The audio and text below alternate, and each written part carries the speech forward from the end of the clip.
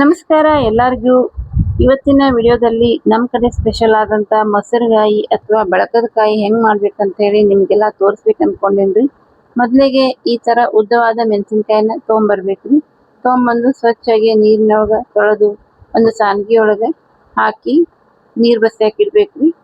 ಆಮೇಲೆ ಸ್ವಲ್ಪ ಹೊತ್ತಾದ್ಮೇಲೆ ಆ ಮೆಣಸಿನ್ಕಾಯಿಗಳನ್ನ ಈ ಥರ ಕಟ್ ಮಾಡ್ಕೋಬೇಕಾಗತ್ರಿ. ಆ ಮೆಣಸಿನ್ಕಾಯ್ದ ಸೆಂಟರ್ ಏನಿರುತ್ತಲ್ರಿ ಆ ಪಾರ್ಟನ್ನ ಈ ಥರ ನೋಡ್ರಿ ಕಟ್ ಮಾಡ್ಕೋಬೇಕ್ರಿ. ಕಟ್ ಮಾಡ್ಕೊಂಡು ಬೀಜ ಎಲ್ಲ ತೆಗಿಬೇಕ್ರಿ.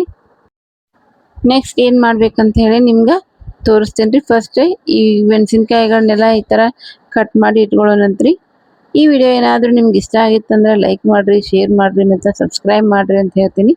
ನೆಕ್ಸ್ಟ್ ಏನು ಮಾಡ್ಬೇಕಂತ ಹೇಳಿ ನೋಡೋಣ ಬರ್ರಿ. ಮೆಣಸಿನ್ಕಾಯಿಗಳನ್ನೆಲ್ಲ ಈಗ ಒಂದು ಬುಟ್ಟಿಯೊಳಗೆ ಇಟ್ಕೊಂಡು ನೀರು ಹಾಕಿ ಅವನ್ನೆಲ್ಲ ಜಾಲಿಸ್ಬೇಕ್ರಿ. ಹಿಂಗೆ ಮಾಡೋದ್ರಿಂದ ಏನಕ್ಕತ್ತಂದ್ರೆ ಬೀಜ ಮತ್ತೊಂದಿಷ್ಟೆಲ್ಲ ಉದುರಿ ಹೋಗ್ತಾವ್ರಿ.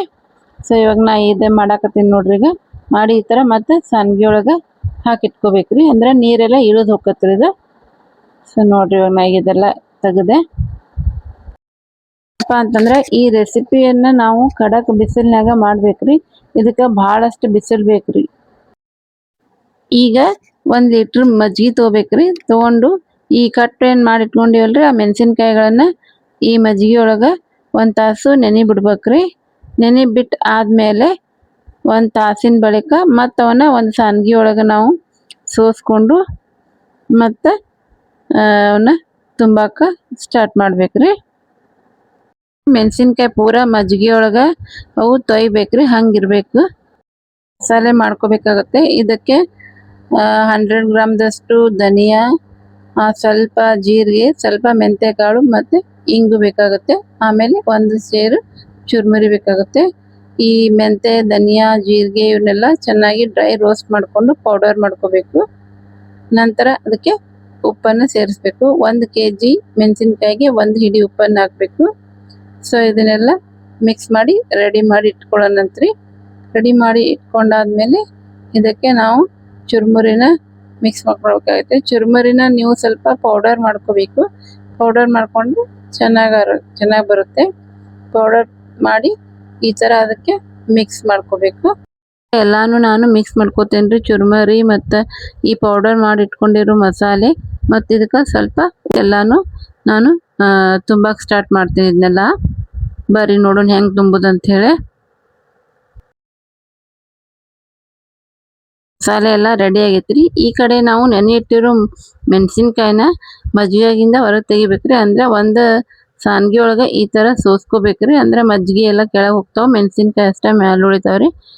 ಅದಾದ್ಮೇಲೆ ನಾವು ಒಂದೊಂದಾಗೆ ತುಂಬಾಕ ಸ್ಟಾರ್ಟ್ ಮಾಡೋಣಂತ ಬರ್ರಿ. ಹೆಂಗಂದ್ರೆ ಮೆಣಸಿನ್ಕಾಯಿನೂ ರೆಡಿ ಆದ್ರಿ ನೋಡ್ರಿ. ಒಂದ್ಸತಿ ಈ ಥರ ಹಿಂಗೆ ಜಾಲಿಸ್ಬಿಡ್ಬೇಕ್ರಿ. ಅಂದ್ರೆ ಏನಾರು ಮಜ್ಜಿಗೆ ಉಳ್ಕೊಂಡಿದ್ರೆ ಎಲ್ಲ ಇದು ಆಗ್ತಾವ್ರಿ. ಈಗ ನೋಡ್ರಿ ಮೆಣಸಿನ್ಕಾಯಿನ ನಾವು ಸೀಳಿ ಇಟ್ಟಿದ್ವಲ್ರಿ.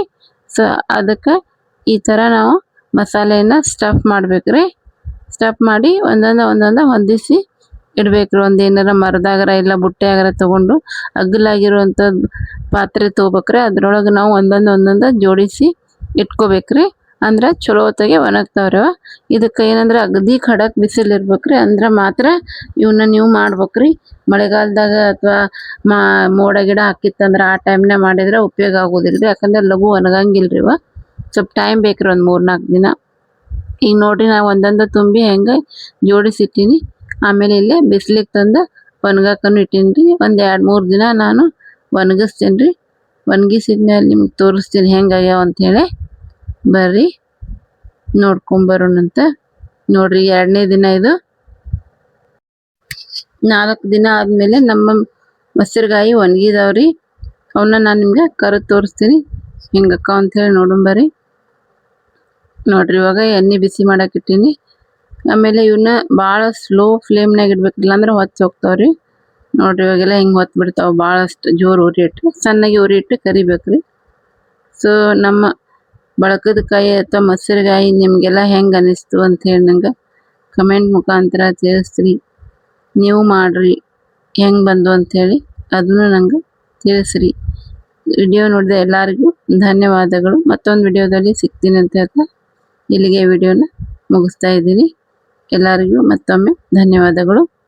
ವಿಡಿಯೋನ ನಿಮ್ಮ ಫ್ಯಾಮಿಲಿ ಫ್ರೆಂಡ್ಸ್ ಜೊತೆ ಎಲ್ಲರ ಜೊತೆ ಶೇರ್ ಮಾಡ್ರಿ.